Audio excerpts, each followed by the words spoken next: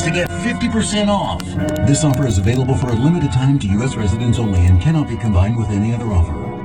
Millions in Asia living on inadequate diets and additional millions in free Europe fighting for post-war recovery are the beneficiaries when you give to CARE, C-A-R-E.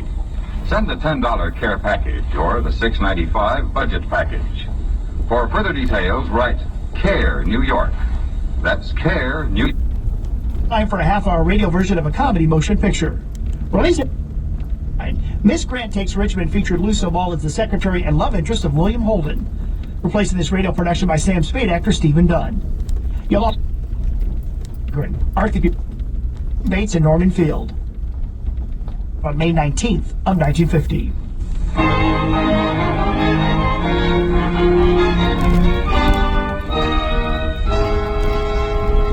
RCA Victor, world leader in radio, first in recorded music, first in television, proudly presents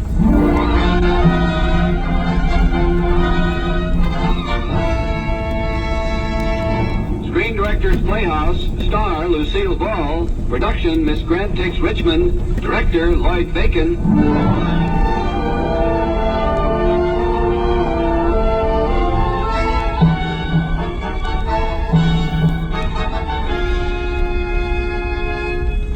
The Hollywood Screen Directors present A Tale of Arms and the Secretary. Tonight, transcribed for the first time on the air, the motion picture comedy Miss Grant Takes Richmond, starring Lucille Ball in her original role of Ellen Grant.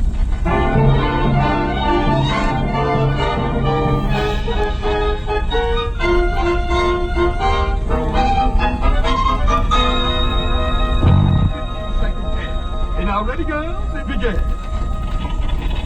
And this will only take a few seconds, Mr. Richmond. Oh, there's no hurry. I must apologize for Miss Grant. We usually try to hide her when we have visitors.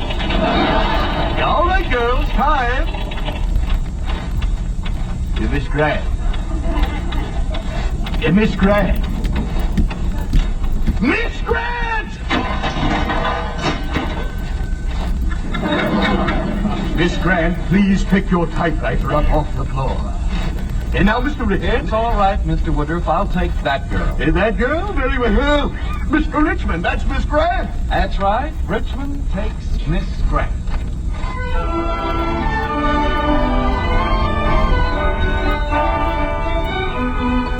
Mr. Kilcoyne, I want you to meet our new receptionist, Miss Ellen Grant.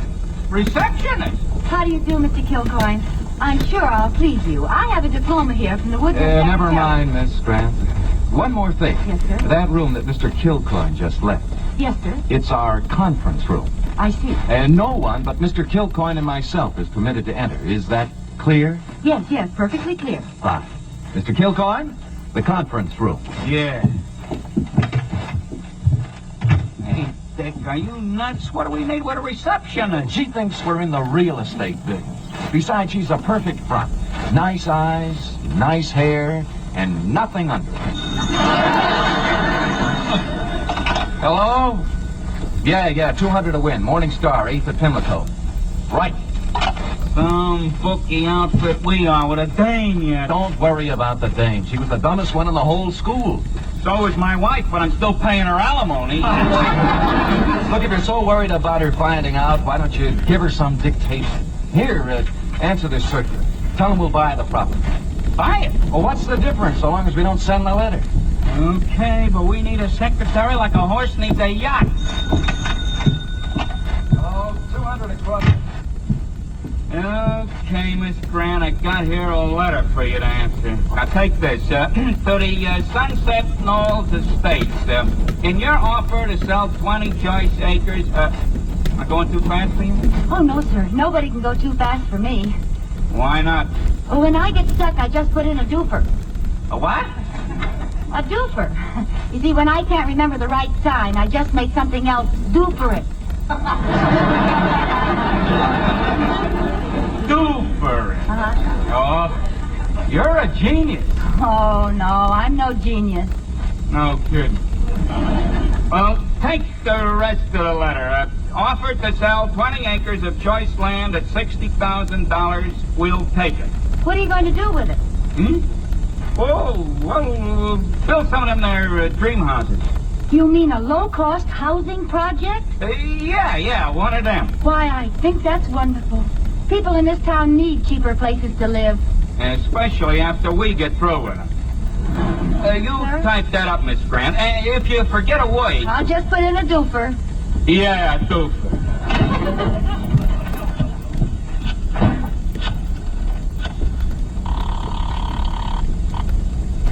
Civic Center. Judge Grant, please. Hello? Uncle Ben, guess what? You been fired? No. Fired. You haven't? Then your boss must be an idiot. No, he isn't. He's going to build a low-cost housing project. Oh, I can't talk any longer, Uncle Ben. A lady just came in.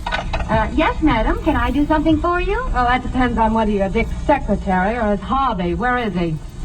Oh, whom shall I say is calling? Peggy Donato. I'll go right in. Oh, but you can't go in there. That's the cut. Got some tall talking to do. Dick, look who's here. Aren't you gonna kiss me, Dick? As I recall, the last man to kiss you is now among the dear departed. He just wasn't up to the strains of our business, Dick. But you are. I want you back in my organization.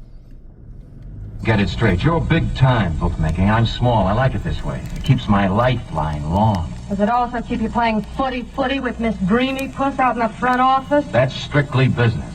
Should have been that way with us. In that case, my sweet, goodbye. But, Dick, that lifeline of yours has suddenly become a lot shorter. Well, Bright Eyes, who do you think you're kidding with that hunt and peck system? I beg your pardon? Are you too busy to give Dick a message for me? What kind of a message? You better write it down. You do write, don't you? Mrs. Donato, any word you can pronounce, I can write. Wonderful. Tell him I have an investment he'd better take. $5,000 on the Flywell property at Belmont. 5,000 Flywell property at Belmont. I have it. Congratulations. I knew you'd make it. Oh, and I had such a wonderful comeback. Miss Grant. Yes, sir? I'm going out to invest in some racetrack properties. Yes, Mr. Richmond. Oh, I almost forgot. Here's the letter Mr. Kilcoyne asked me to type up. Oh, dear. Miss Grant, why don't you get a cushion and type on the floor? Yes, sir. Now, let me see the letter. 60,000 the price, huh? Mm-hmm. Well, I've changed my mind, Miss Grant. 55 is my top offer. Oh, but what about the low-cost housing project? I'm afraid we'll have to forget about that. Forget about it? All those wonderful plans? Well, there must be something I can do. There is, Miss Grant. Just stick to your doofers.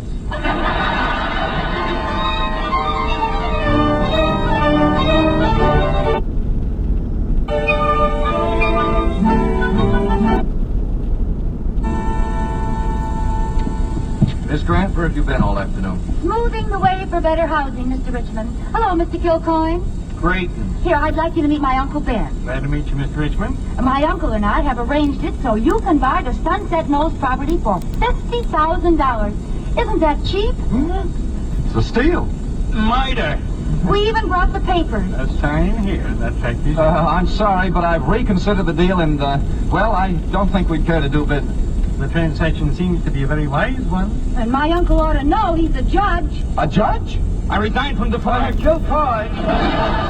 Kilcoyne, since the judge feels so strongly about this, why, we'll sign. Oh, good. Just sign here, Mr. Richmond. Thank you. Miss Grant, there must be some way to reward you for this wonderful achievement. And we'll find it. Oh, Mr. Richmond, the only reward I want is the privilege of doing more. That's what I figured. Mr. Richmond, you've done a fine thing for your city. Okay. Well, Miss Grant, you picked this up quite an investment. Thank you. Investment. Oh, that reminds me, Mr. Richmond. Miss Donato left a message this morning. She wants to invest $5,000 in the Flywell property at Belmont. We can't take that kind of bet. Investment? Kilcoyne, get her on the phone and cancel it. It's too late. Well, what about Flywell? Check the odds. The closing market. Yeah, I got the investment results right here. Let's see. Mr. Richmond, the Flywell property has hit oil at 10 to 1. That means we owe Peggy 50 grand. 50 grand? I don't understand, Mr. Richmond. I'll kill her. I'll murder her. Easy, Mr. Kilcoyne. Unclench your fist and we'll adjourn to the conference room. I can't stand this. Will you fire that dame? For what? All she did was try to save us money. We can't make her suspicious. Why don't you just shove her off of a nice cliff? Better than that, I'll make her quit. You mean? I mean, allow me a minute with Miss Grant. She's all yours. Miss Grant? Yes, sir? You've been doing a swell job. Oh, thank you. I've done my best. Yes, and I have a special way to reward efficient secretary. You have? Yes, like this. Mr. Richmond. Oh, Mr. Richmond.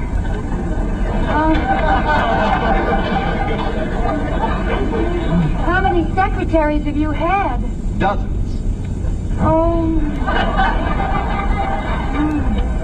Oh, doesn't this kind of thing give you a lot of trouble with your secretaries? Yes, but it gives me a lot of fun, too. Mr. Richmond, you are in the market for a new secretary, young, pretty, and delinquent. Hey, Kilcoyne, she's gone. She's gone, but Peggy isn't. She just phoned to say that she wants either you should come back to the organization or she wants her 50 grand. Suppose she doesn't get it. She'll measure you for a suit of concrete pajamas. Dick, we're in trouble bad. Mr. Richmond, I'm back. Oh, I didn't know when we was well off. I've decided that it's my duty to the housing problem. But any further display of passion, Mr. Richmond, and I will ask my uncle, the judge, to install a policeman at my desk. Mr. Richmond. Yes, Mr. Kilcoyne? The conference room.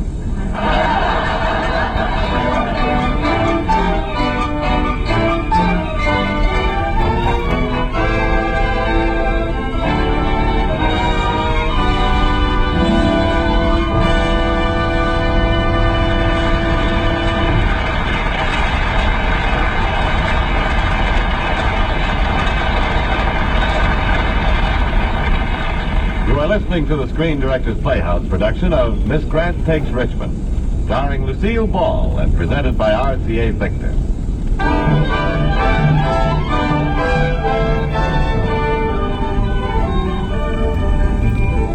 Among the cataclysms that have beset mankind are fire, famine, flood, and Ellen Grant.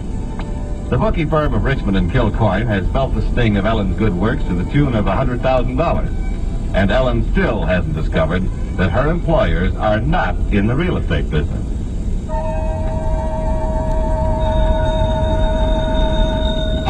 Yeah? No, sorry. No bets. We're temporarily out of business.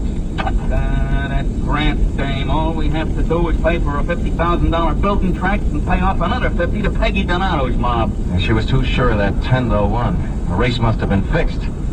Fixed? Why can't we do the same thing? We don't know any horses that well. I don't mean horses. I mean the real estate racket. Okay, Miss Grant wants a low-cost housing project. Well, why don't we go ahead and build it? Sure. Where do we get the money? From the people who want the houses. Let them pay part of the cost in advance. It won't take long to clean 50 grand off the top to pay Peggy's gang. Yeah, but what do we do about Grant, the goon girl? We let her handle the whole thing. All we touch is the money. She's the front. Come on. Oh, Miss Grant. Mr. Richmond, if you put a hand on me, I'll scream. Mr. Kilcoyne and I have a problem. Well, perhaps I can help you with it. Yeah, you're the great little fixer. It's just this. We want to go ahead with a housing project, see? Build the whole thing ourselves. But we're awful busy. Now, it's going to be a big job. We'll take care of the books, but the operation needs somebody to head it up. A person with brains, initiative, energy, leadership. Now, Miss Grant, do you know a person like that? Yes, Who? me. Do you have all those qualities? I used to be a campfire girl. And Miss Grant, the job is yours. Oh, thank you, Mr. Richmond. And I'll prepare myself. How? Beginning tonight, I'm going to start taking vitamin pills. Mr.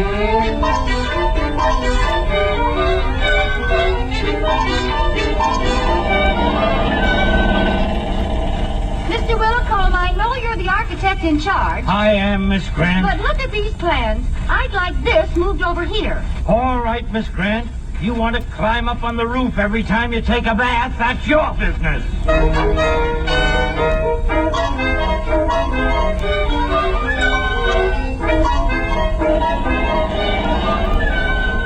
Mr. Willicombe, Yes, Miss Grant? I've got an idea. We don't have to wait until the foundation is finished to build the framework. What is your idea? Start from the top and work down.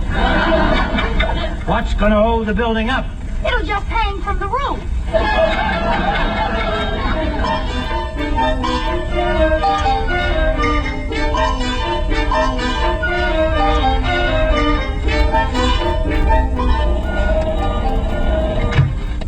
What about carpenters, Miss Grant?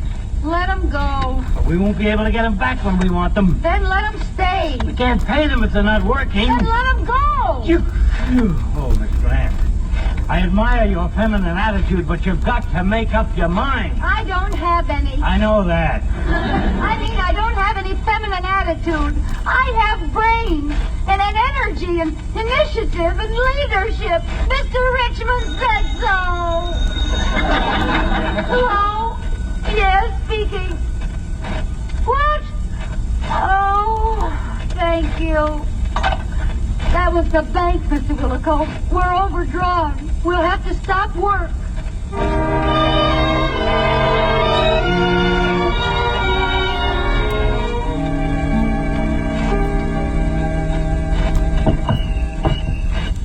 Hello, Miss Grant. Oh, why, it's you, Mr. Richmond. Willicombe phoned and told me you were pretty upset. I thought I'd come over to your place and wait for you. Oh, I'm sorry, Mr. Richmond. I kind of let you down, too, I guess. You and all those people who were hoping for homes. Oh, don't worry about me. Things just didn't work out. We'll tell the people together. Boy, when I mess things up, I mess them up for everyone. Hey, I thought we were going to take the blame. You can't, Dick. You're just getting started in business. Yeah, but it was a false start. I think I'll make some different arrangements.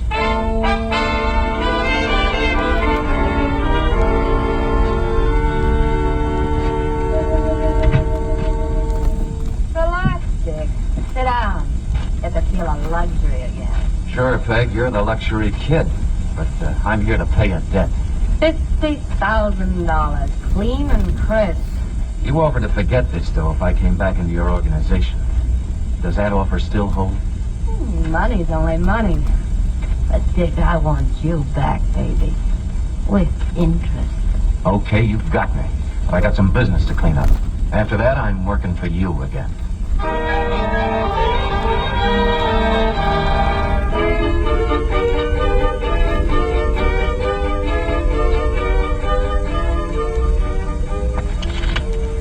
$48, $49, $50. 50 $1,000 bills. They're yours, Ellen, for the project. Dick, I can't believe it. Oh, that beautiful lettuce. But where did it come from? What's the difference as long as it's here? Pardon me while I go out and buy a black suit. I'm going in morning. Ellen, will you look after the office? Yes, sir. Come out for a walk, Kilcoyne. I'll explain the whole thing. Oh, the conference room phone. Well, I guess it's all right to answer it. Hello? Yes, this is Dick Richmond. You want a place of what? But there's nobody here by the name of Flying Bathtub. A horse? Oh, I see. 20 across. Is that message for me, Miss Grant? Oh, yes. And it's too bad you didn't get here sooner. It was a good bet. I'm sorry, Ellen. Now what, the police? No, I wouldn't want people to know that my uncle, a judge, was taken in by a bookie. Well, I'm going out of business anyway. Why? The deal with Peggy Donato. You remember her. Yes, I remember her. Hey, Miss Grant, what are you doing in the conference room? Forget it, Kilcoyne. She knows. And now I'll clean out my desk, Mr. Richmond. And when you pick your next sucker, give her my regards. Hey, take it easy. You ought not to jump at concussion. I sure found a swell guy to fall for. Him and his Peggy Donato. Oh, this ain't as if he wants it that way, but getting you that 50 G's for the housing project put him in hot to her. What? Sure, he hates her. I'll bet. Yeah, he was trying to level with you. Why, he was even fixing to get out of this racket. He was? Sure, the way the horses are running these days, there's more dough in real estate. Well, then Dick's in trouble? Oh, Lenny. Well, can't we do anything to help him? Nah, nothing. Peggy Donato runs with a pretty tough crowd. Tough, huh? Well, Mr. Kilcoyne, if my months at the Woodruff Secretarial School taught me nothing else, they taught me courage. Donato, watch out.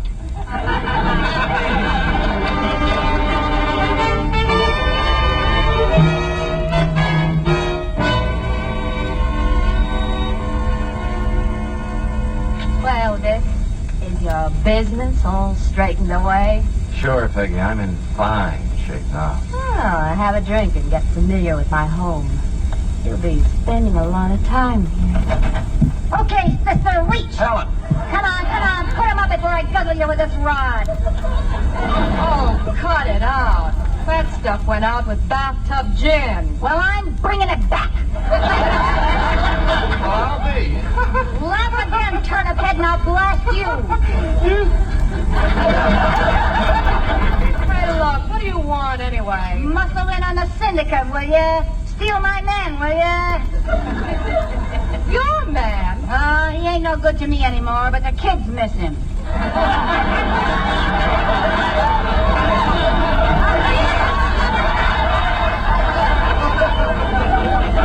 What do you mean, kid? I think I'll shoot your ears off just for laughs. Oh, wait, look, you can have him. Take him away. Take him away. Oh, Anything. Peggy, don't let her take me. I want to be with you. In a pig's eye, you'll be with me. He's yours, sister. Okay, Slewfoot, start moving.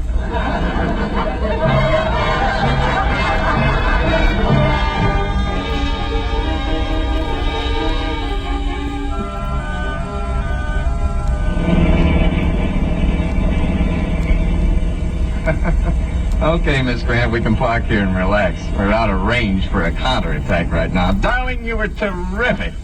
You can put the gun away. Shut up. What? The act's over, honey. Not for you it is, and I'm gonna be boss from here on in. Yeah? What references you got? The Woodruff Secretarial School and this. Hey, Miss Grant. Well, what do you know? Miss Grant just took Richmond.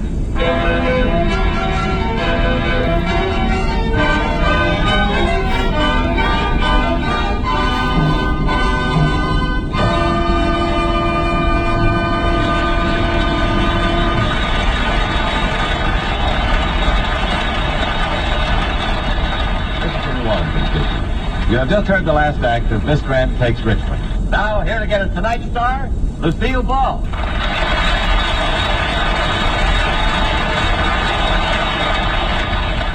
Ladies and gentlemen, there's a man here I'd like you to meet. The director of Miss Grant Takes Richmond. I don't think he invented show business, but for about 4 decades now, he's certainly helped to keep it going. Along the way, he's brought you such swell film entertainment as Mother is a Freshman, It Happens Every Spring, and You Were Meant for Me. And now here he is, my director, Lloyd Bacon.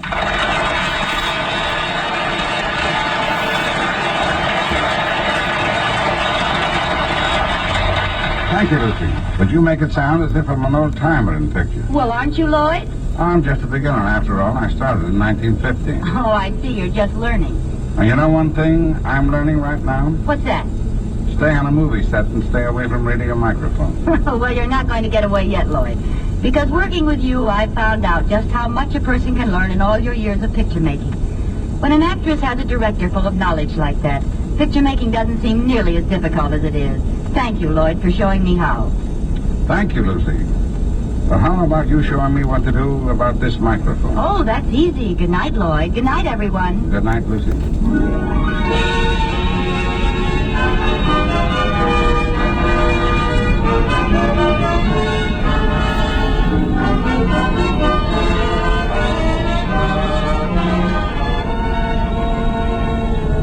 Miss Grant Takes Richmond was presented through the courtesy of Columbia Pictures, producers of No Sad Songs for Me, starring Margaret Sullivan, Wendell Corey, and Vivica Lindfors.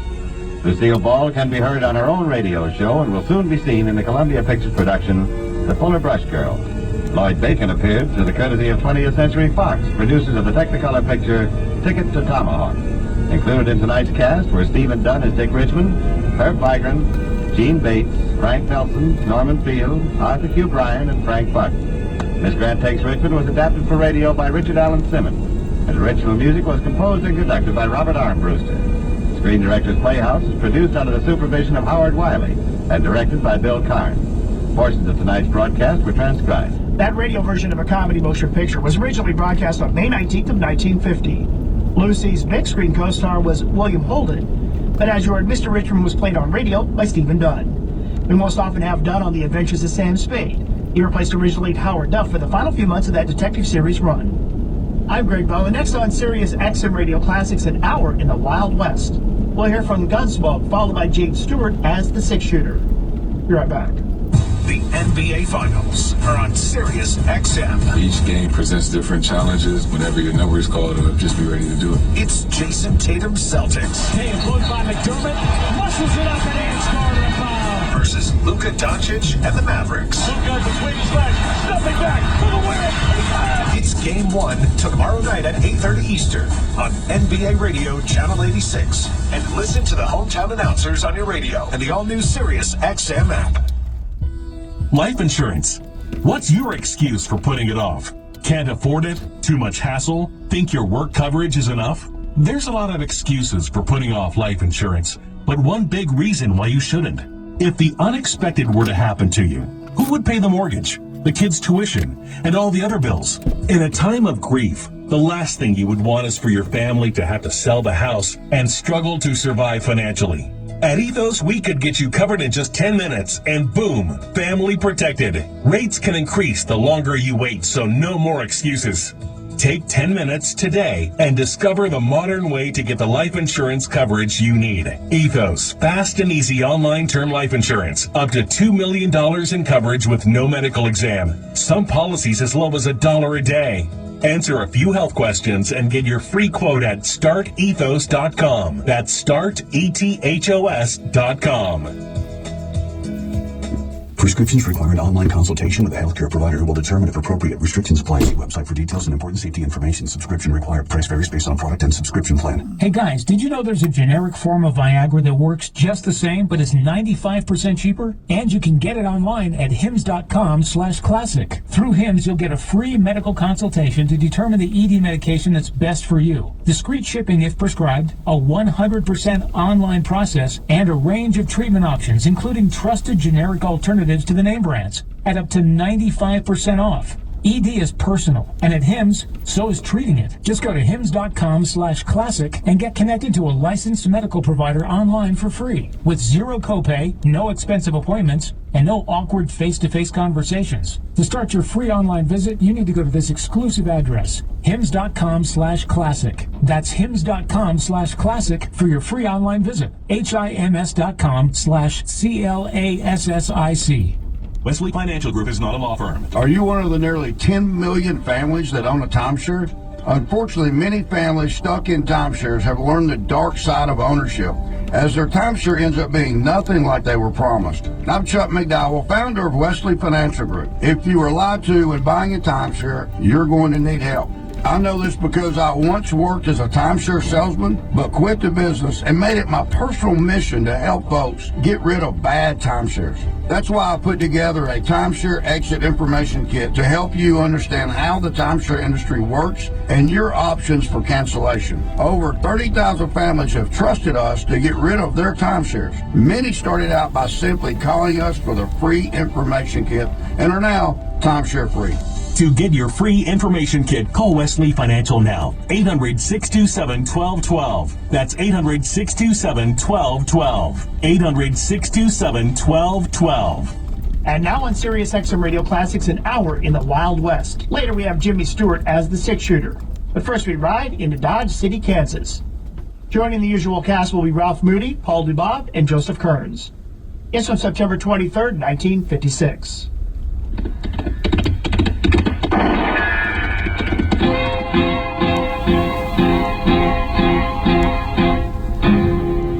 Gunsmoke.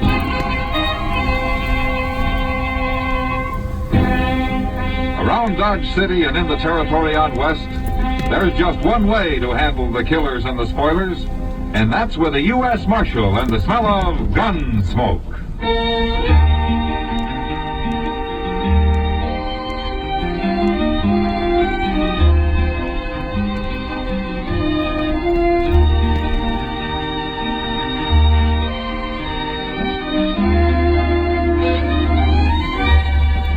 Gunsmoke, starring William Conrad. The transcribed story of the violence that moved west with young America. And the story of a man who moved with... I'm that man. Matt Dillon, United States Marshal. The first man they look for and the last they want to meet. It's a chancy job, and it makes a man watchful. And a little lonely.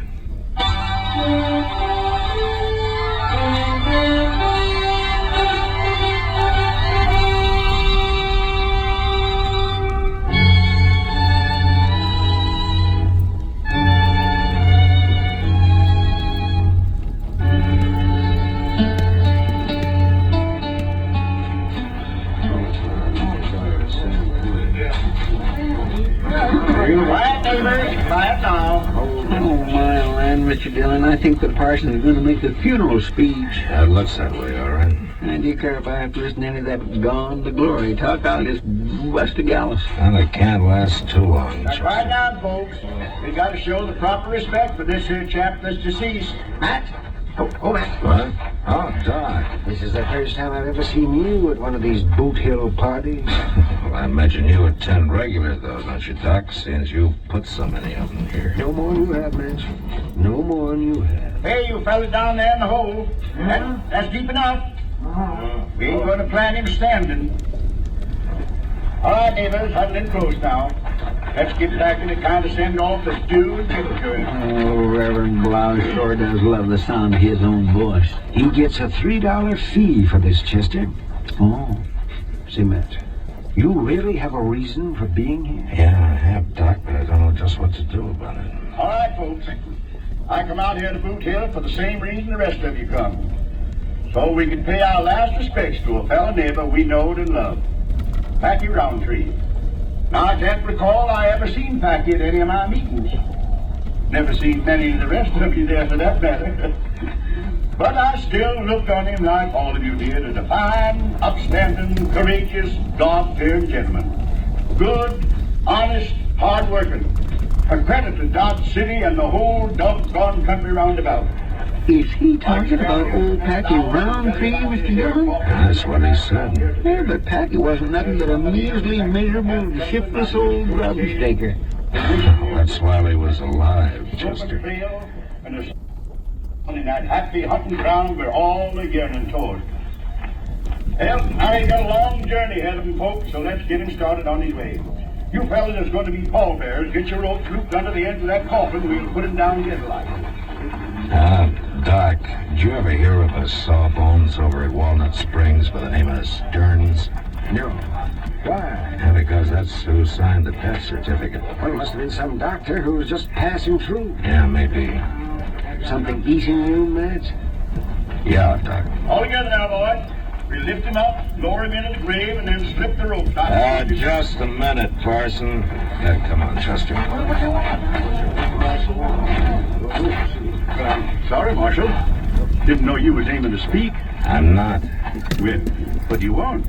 Reverend Blouse, I'm going to have to take a look at the corpse. Oh, but Marshal, I told you that his horse rolled on him something terrible. He's broke up bad. Well, I've seen men broke up bad before.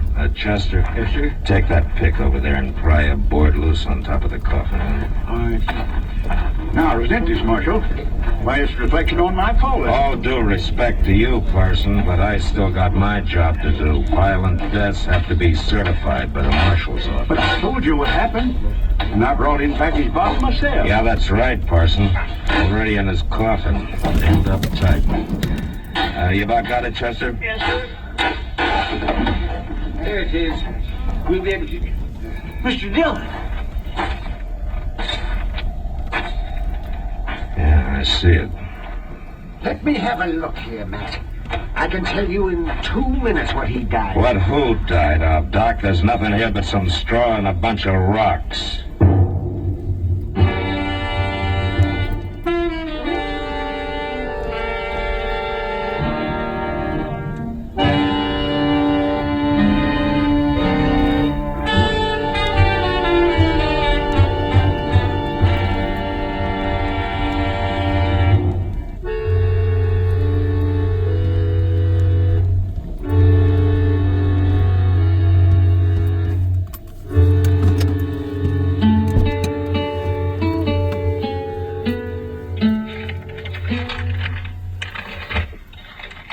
Jackson, Prager, Raymond, Blake, Morales, Snyder, Creed, and...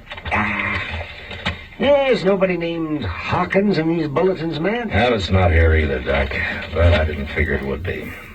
You think maybe the Parsons lied? No, I figured it just wouldn't be as easy as finding a name in a stack of wanted bulletins, that's all. I can understand Packy Roundtree taking on a partner. Why, the old coot never had one before. Yeah, no, Doc. But that's who the Reverend claims turned the coffin over to him out at Walnut Springs, a man named Preston Hawkins.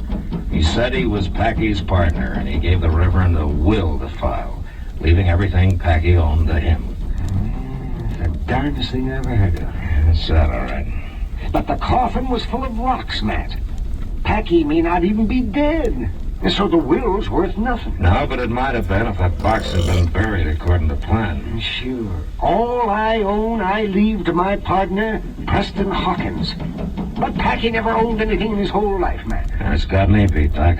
If it was anybody but Reverend Blouse who brought in that box, when... Joe?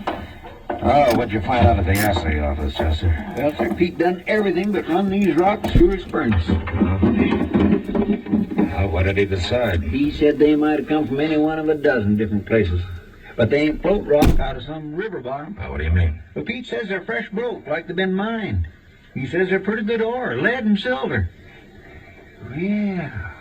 Maybe Packy did own something after all. And Pete said somebody else come in with a piece of this same kind of rock this afternoon, some stranger. What? Well, what did he look like? Heavy set, beefy. Pete's seen him around town the last couple of weeks. Wonder who it could be. I don't know, Doc. But that's something I'm gonna find out.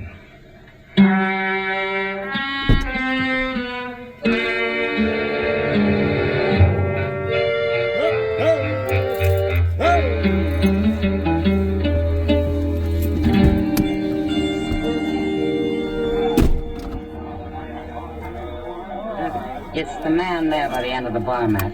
You see the one I mean? With the calico shirt. That's right. Heavy set, bull-necked. He sure fits the description. You know him, Kitty? No, and I don't want to. He's given the girls here a lot of trouble, Matt. He's the kind that likes to knock people around, especially if they're smaller than he is. Well, that'd cover plenty of ground. There aren't many bigger. Well, he's the man you're looking for, Matt. I'm sure of it. He's been around Dodge about 3 weeks, and he's asked about Packy, too. And he calls himself Jeb Cruder, huh? That's right. What's it all about, Matt? Maybe Cruder knows. I'll talk to you later, Kitty. You watch him now, Matt. He's mean.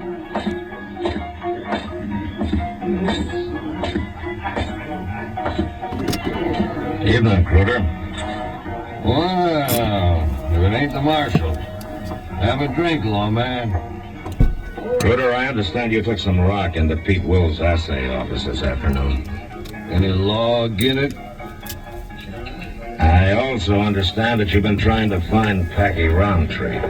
That's so. Well, Marshal, suppose you go do your understanding someplace else. Mr. Cruder. In Dodge City, a man answers questions with a simple tongue in his head. It's a kind of a habit we got here. Are you aiming to teach me about it, are you? Yeah, I think I am. I'll kill you. Get your hand away from that gun. You don't have the guts to draw it anyway. All right, now get up. Come on your feet, Cruder. Marshal, I didn't mean no offense. I ask you some questions. Well, I've been looking for Packy, all right. Come here a couple of weeks ago. I knowed him for years, but I ain't seen him in a long time. Did you find him? No, sir, and then that happened out there at Boot Hill this afternoon. Well, I was just poleaxe, Marshal. You know any reason why Packy would pull a trick like that? Well, no, sir, I sure don't. I thought I might trace him through them rocks, so I took some out of Packy's coffin. But the assayer couldn't help me none. Ever hear of a man named Preston Hawkins? No, sir. I just don't know nothing about this, Marshal. If I did, I'd tell you. I sure wouldn't want you to think I meant any offense a while ago, sir, because I was... Cruder, don't overdo it, huh? A man can get too civil sometimes.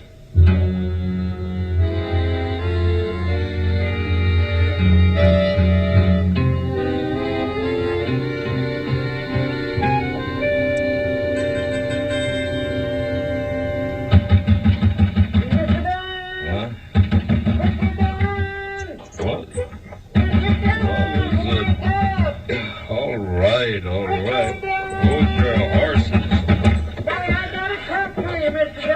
All right, just a second.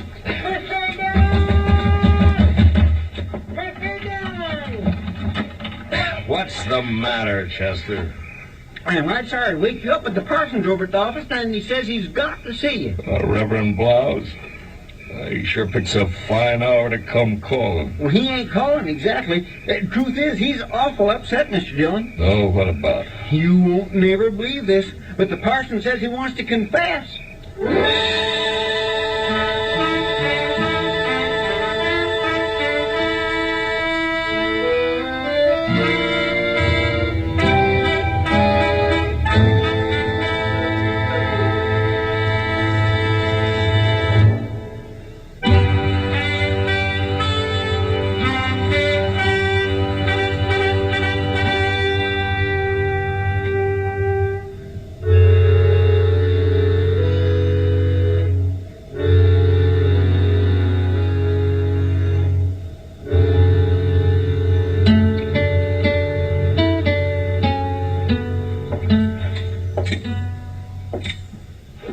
Due respect, Parson, that's about the tallest story I've heard in years. Well, I didn't lie to you, Marshal. I maybe just let you mislead yourself a little. Now, you claim that Packy Roundtree met you outside of Walnut Creek and asked you to help him, huh? He was in mortal fear of his life, Marshal. That's the only reason I done it. He showed me the paper where he'd gone to in Hayes and got his name changed legal to Preston Hawkins. Yeah, go on. He gave me that will of his at the same time, leaving everything to Hawkins, or rather to himself under his new name. And he gave me the coffin and asked me to bring it to Dodge and have a burial service. Well, in a way, since he changed his name legal, Packy Roundtree was dead, to all intents and purposes. And that's just how I looked at it, Marshal. And if it was the only way of helping him out of his trouble, I was glad to do it. Now, you say Packy claimed he was doing all this just because he was scared. He was scared. Why, he turned white every time he mentioned Jeb Cruder's name. Seems Cruder got the Indian sign on him years ago and bullied him ever since. That's why he always kept moving on, always hoping Cruder wouldn't find him again. And this time he couldn't move on because he'd stumbled into that pocket of silver ore. That's right. Where Walnut Creek cuts sharp up through the Comanche Hills. Uh-huh.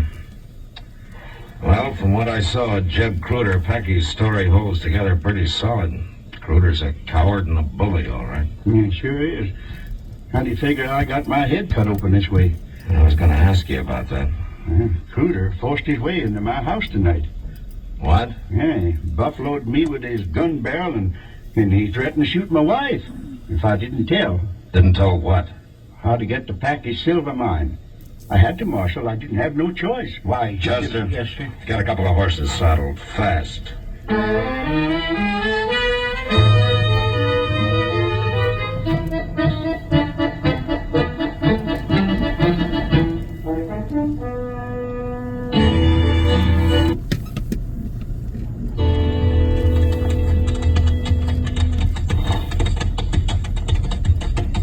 smoke coming up over yonder, Mr. Dillon. Yeah, he must have a cabin there in the brush. Oh, wait a minute. Now, there's the opening to his mine shaft there. I declare if that don't beat all. He sure has got things mighty well hid. Mr. Dillon? Yeah, there's a horse tied in the bushes. I wonder if by any chance... Get the ground, Chester. There goes somebody running across the creek. Yeah, and it's Jeb Kruder. Well, he's heading for the mine shaft. Hold it, Kruder! He run inside. Yeah, but it's probably the only way back out. Come on, Chester.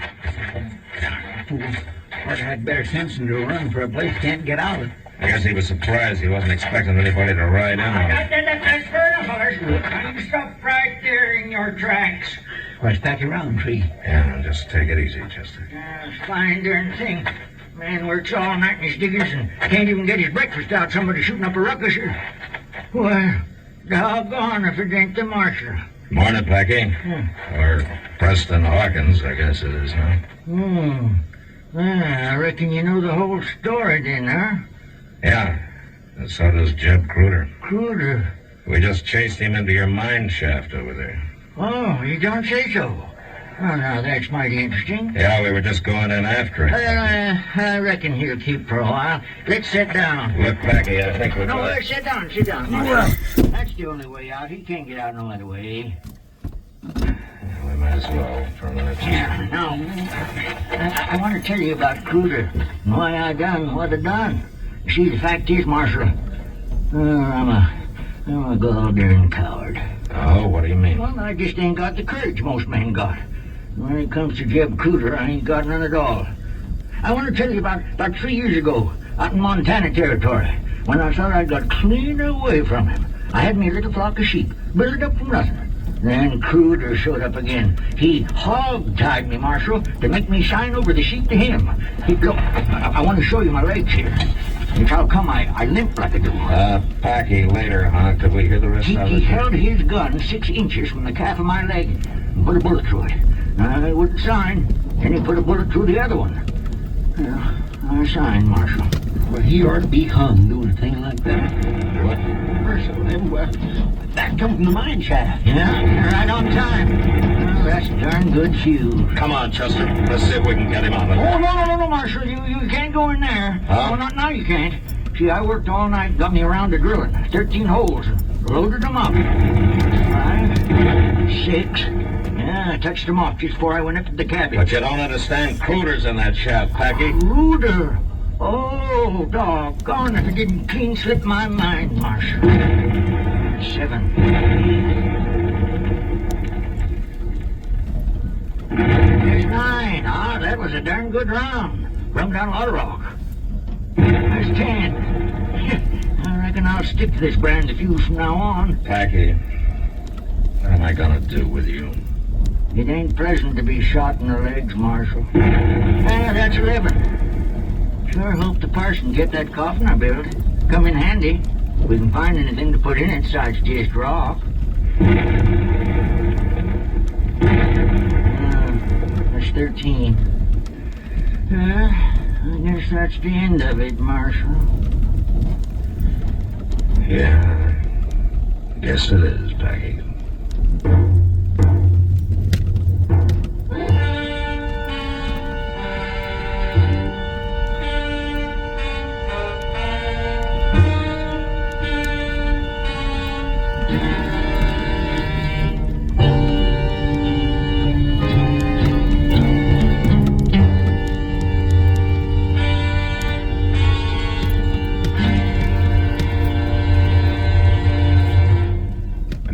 Conrad.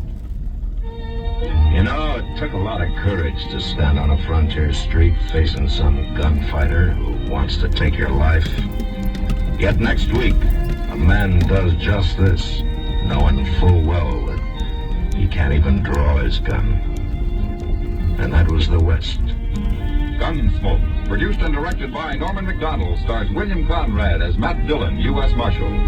The script was specially written for Gunsmoke by Les Crutchfield, with editorial supervision by John Meston. The music was composed and conducted by Rex Corey. Sound patterns by Ray Kemper and Bill James. Featured in the cast were Ralph Moody, Paul Dubov, and Joseph Kearns. Marley Bear is Chester, Howard McNear is Doc, and Georgia Ellis is Kitty. Join us again next week for another specially transcribed story as Matt Dillon, U.S. Marshal, fights to bring law and order out of the wild violence of the West in Gunsmoke.